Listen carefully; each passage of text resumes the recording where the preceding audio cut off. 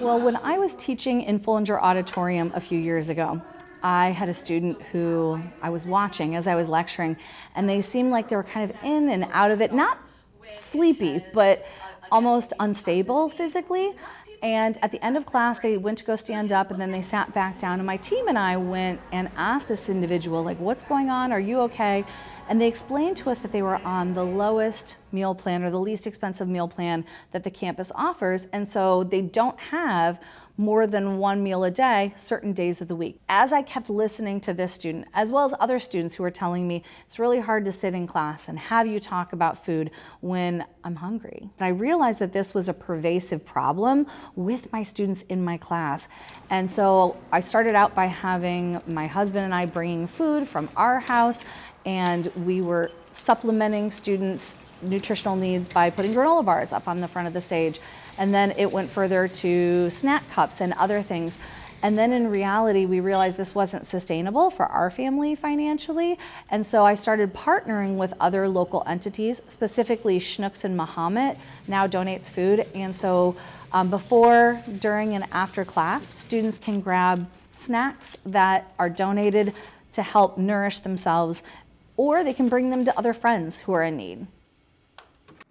I have a table outside of my classroom, and so if students come early to class, they can grab some snacks. The table remains open the whole entire time I'm lecturing, as well as on through after class. So students, if they're in the middle of class and we're lecturing about food and they get hungry, they can stand up, walk out the classroom door, grab something, and then snack on it. Or even by the end of class, if they're like, well, I don't want to take anything unless there's something left over, they can then grab those items for themselves, for friends, and they can make sure that we decrease nutrition insecurity on campus.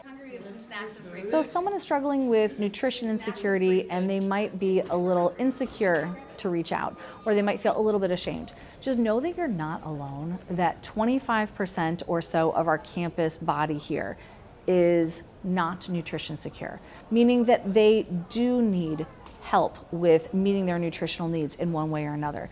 Because we have 40,000 or so undergraduates, we're talking about 10,000 undergraduate students who are having a hard time meeting their nutritional needs. So take advantage of these programs. That's why they're set up for you. Reach out to myself, reach out to other individuals, share what your needs are, and then we can hopefully try to work together towards a solution. I would describe my relationship with Professor Gist's food drive as a little bit of a give and take. I've definitely had chances to take a couple things, at the end of the class, like if if there's things left, and maybe I'll give it to people that I know maybe don't have as much food, or just, giving to my friends, whatever. And then I actually had the chance to be at the tables and kind of sit outside and, talk to people. And I kind of just said, hey, like if you'd like to take something, it's totally free. You're more than welcome to take one thing. If you don't want to take anything, that's totally cool. And just kind of like giving them a comfortable space to be able to take something if they're hungry.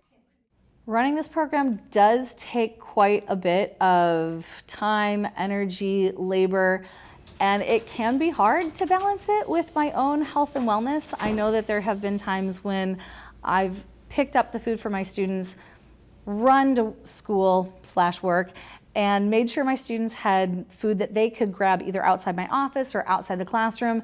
And then when I'm done teaching, I'm realizing, wow, I've been busy taking care of everyone else, but I actually forgot to bring a lunch for myself.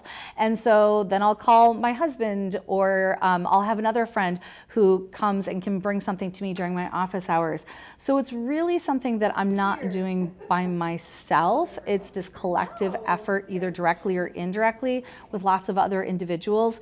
But in reality, I would have to say that doing these passion projects as a professor, things that are not part of your job, but things that need to be done or should be done ethically or morally, they do take a little bit of time, and it does cut into my ability to self-care sometimes, unfortunately.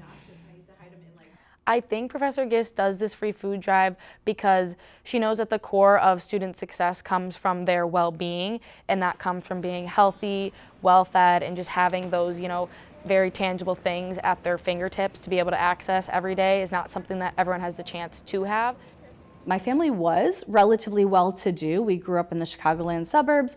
However, As I got further in my undergraduate career, my parents realized that putting 5 children through college is a very expensive endeavor, and they put me in a very tight budget, kind of barely making ends meet. And to that effect, what I needed to do is I needed to find creative ways to actually make myself feel full and satiated. So I would go and buy some of the least expensive foods like potatoes and microwave them, wrap them in aluminum foil, and then over the course of the week, that would be my lunch. I'd grab some salt and pepper in the Union, and I'd try to offset that lack of funding with really inexpensive foods.